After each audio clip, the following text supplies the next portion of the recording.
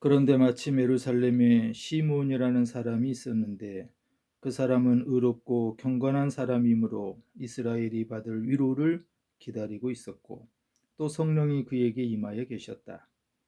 그는 주님께서 세우신 그리스도를 보기 전에는 죽지 아니할 것이라는 성령의 지시를 받은 사람이었다.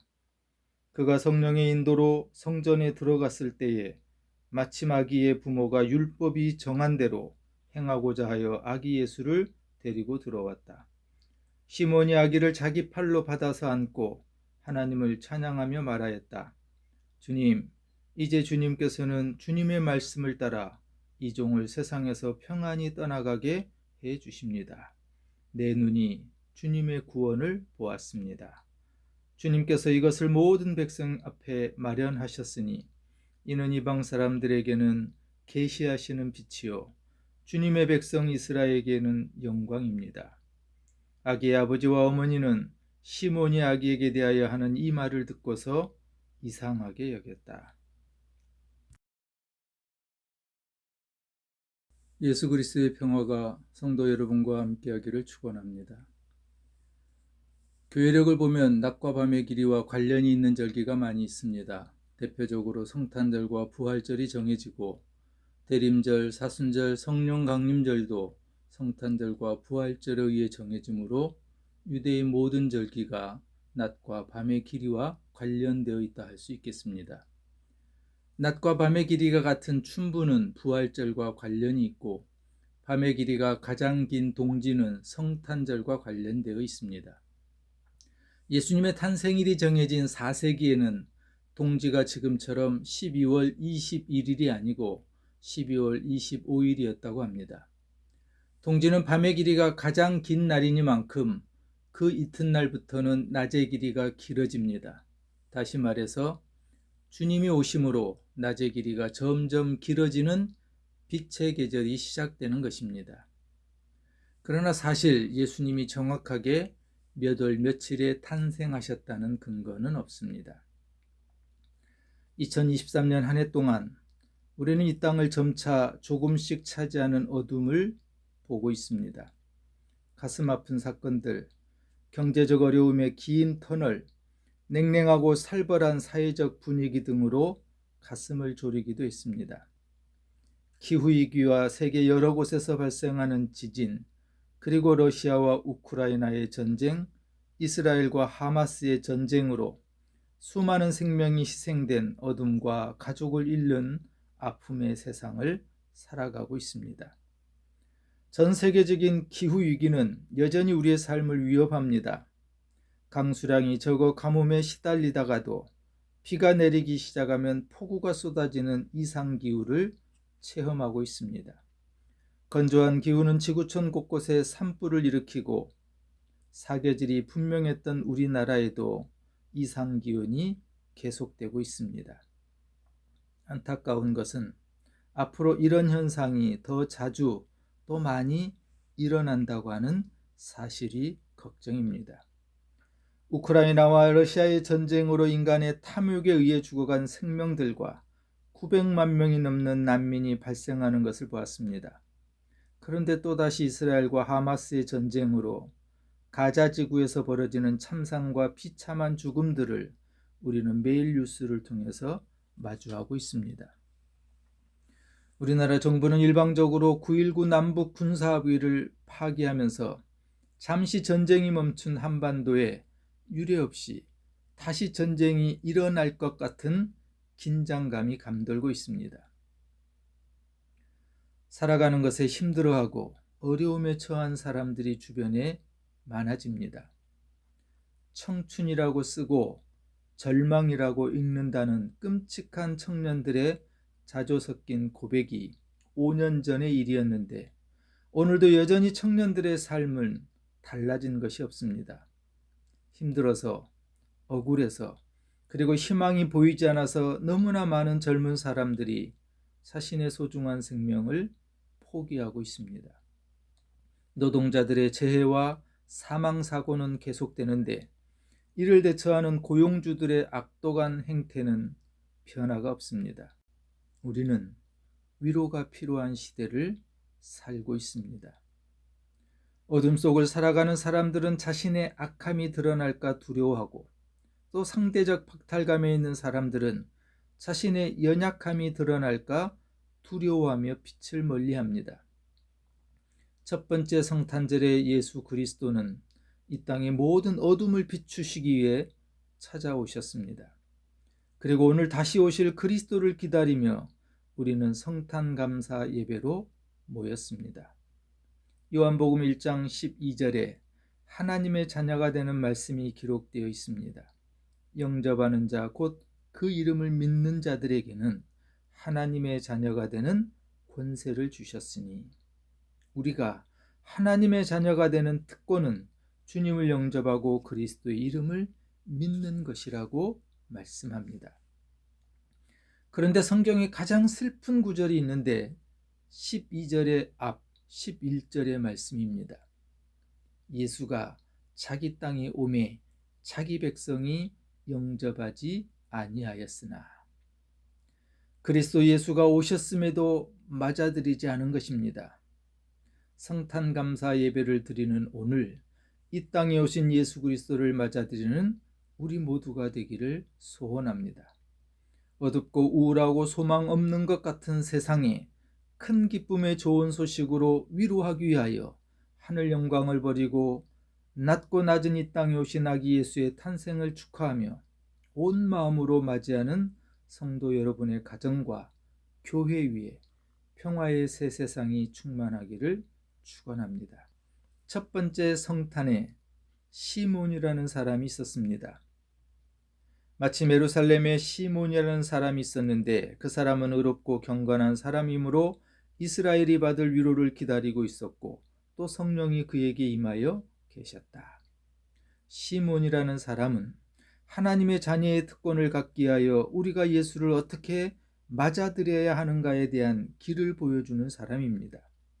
어둡고 절망적인 시대에 어떻게 살아야 하는가의 질문에 대한 답이 되는 사람이기도 합니다.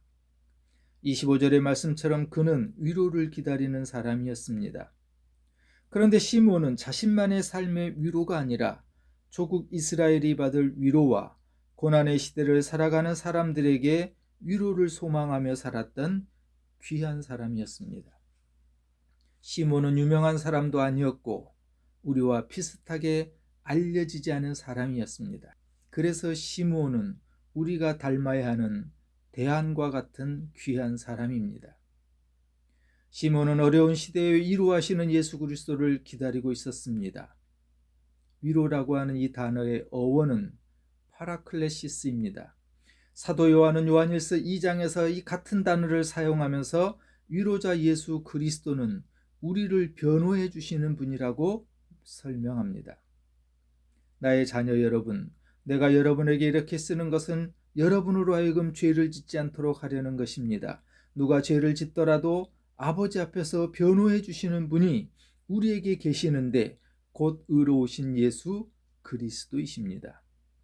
우리가 죄를 범하지 않도록 변호해 주시는 주님의 위로는 세상적으로는 슬픔과 고통과 억울한 눈물을 닦아주고 격려해 주는 것을 말합니다. 신앙적으로는 하나님과 나 사이에 막힌 담을 헐고 다시 아버지와 자녀로, 또 친구로 관계를 연결해 주는 것이 위로입니다. 신학적으로는 화목관계라고 할 수 있습니다. 이 위로는 우리가 세상을 살아가는데 항상 필요하고, 환난과 어려움에서 믿음을 지키며 버텨내는 힘이 있는 중요한 요소입니다. 성탄절은 위로하시는 하나님의 가장 적극적이고 실제적인 사건입니다. 이 위로의 힘으로 함께 걸어가고 세상에서 승리할 수 있기 때문입니다. 사랑하는 교우 여러분, 주님의 위로하시는 성탄의 은총이 함께 하시길 축원합니다. 위로를 기다렸던 사람 시몬은 경건한 성도의 본을 보여줍니다. 마침 예루살렘에 시몬이라는 사람이 있었는데, 그 사람은 의롭고 경건한 사람이므로 이스라엘이 받을 위로를 기다리고 있었고, 또 성령이 그에게 임하여 계셨다.